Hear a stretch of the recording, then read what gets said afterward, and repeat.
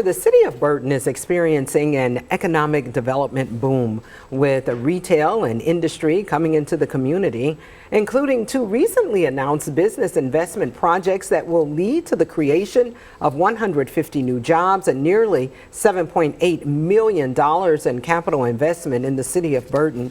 We are happy today to welcome Burton Mayor Duane Haskins to First at 4 Focus. Mayor Haskins, I think it's the first time you've been here on the sofa with me, but always a pleasure to talk to you. Absolutely. Thank you so much for having me today, Dawn. Yeah. As I mentioned, it's an economic development boom happening there in the city of Burton. What do you attribute this success to? There are so many things that are happening in the city of Burton that to pinpoint it on one thing would be almost impossible, right? But first thing I want to start out with is the fabulous staff that we have at the city of Burton.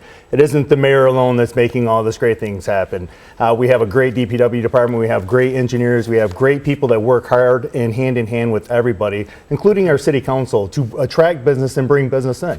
And it's really been working, and we just keep moving forward and hoping and praying for the best. You talked about attracting business and bringing business in. How do you sell Burton? What makes Burton attractive to a business that's looking to expand, which is happening, and then some new industry coming in? There's a lot of different things, like I said before, that contribute. I mean, you look at Burton, and we have two major exits right off 69. We have 475 that comes through up Bristol. So convenience. Yep, convenience. We have a railway. We have different things. You have the airport that's close. So Burton is one of the major attractions in that, as far as convenience and the ease. But Burton's also been known as a bedroom community too, where a lot of people come to Burton.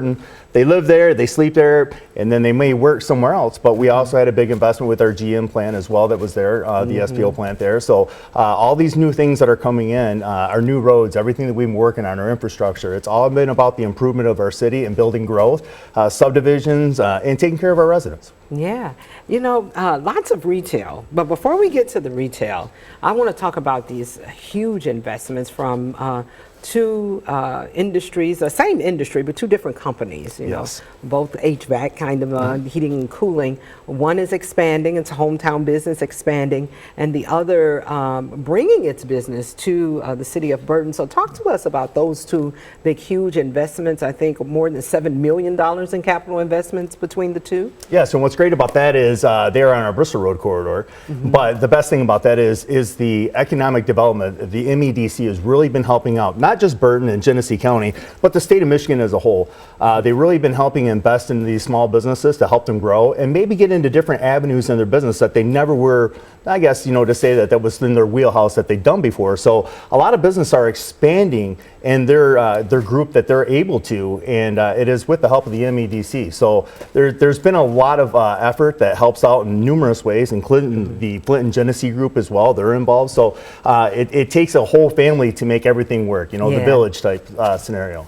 And I just want to make sure I mention their names. It's Custom Air Handling Solutions and Fluid Cooling Systems. Yes, yeah. Yep. Those are the two businesses bringing jobs and lots of capital investment. Let's double back now to retail. I didn't want to bring you in and think all I wanted to talk about was retail, but gotta get that shopping in, huh? That's right. You go to the JCPenney over there, they see me during lunch hour just about every day. But I remember when Cortland Center was Eastland Mall. Yes, so do I. Yes. I grew up here, so I remember when it was Eastland Mall, and I remember how bustling that corridor was back in the day. Very busy. Well, some of that, if not most of that, is returning. So let's talk about some of that. Within the last couple of years, there's a Ross, there's a Michael's, Yes. and over in that same plaza where Michael's is, all of that storefront's going to be full just about. Yes. Tell us about the two new businesses that will join Michael's and Harbor Freight. Well, we will have a Five Below in Burlington that will be going in, like I said, next to Harbor Freight. So them two will be placed there. Our Big Lots opened back up, which was great news because the other ones had closed down. Then, like you had already mentioned, we had Michael's that moved in, had Ross Dress for Less. So there is a lot of activity going on. Our old Lowe's building is now going to be occupied by America's Most Wanted 4x4, which is a real specialty type thing for 4x4 like Jeeps and things of that nature. But again, that's exciting. So there is so much growth that's happening in our city, and we're very proud of it, and hope to continue to keep bringing it and moving it forward. Yes. Yeah. And lastly, let's just talk about the Joann's, because Joann's left. Now you have that big building there. Any plans for that building? You know, that you can say now? I was just about ready to say, you know, there is always potentials, Yeah. and there are a couple that are talking right now. We obviously, when they come in to get facts and things, it's a lot of non-disclosure stuff. But it looks like we could have a potential for another business coming in there. But obviously, don't want to put the cart before the horse. Right. So we'll leave a little teaser on that one, and hopefully. But Cortland Center's been doing a really good job too. They changed up their business plan. They eliminated the indoor portion, basically of the mall, and they just created basically like a strip mall, so all the entries from the outside. So Yeah. that's helped out their business and their business plan as well, they say. So there's a couple more things that could be coming to fruition, so we're very excited about it as well. And again, hopefully when that comes, maybe I can come back and tell you about all of them. Oh, I'd love to hear about it. I'm my fingers crossed for Home Goods, but I'm just putting it out there.